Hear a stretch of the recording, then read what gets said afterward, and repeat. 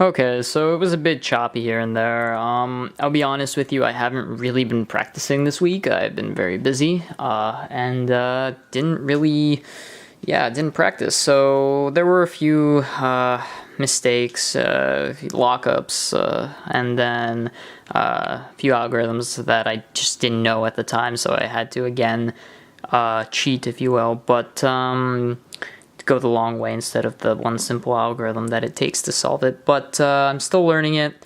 Hopefully next video I will actually apply one of those PLL algorithms.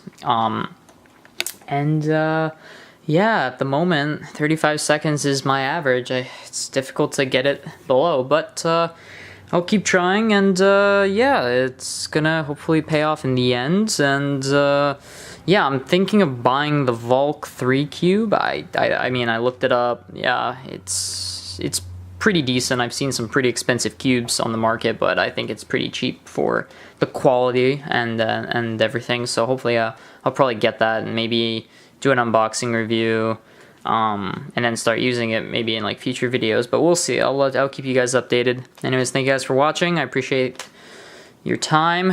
Comment anything below, any suggestions, any tips on how to improve averages, apart from memorizing the algorithms. Obviously, I gotta practice the algorithms. Anything else that could help, that'd be great. Otherwise, thank you guys for watching. I'm UltimateCuber3000, and until next time, happy cubing. Thank you guys for watching this video. If you liked the video, give it a big thumbs up to show your support.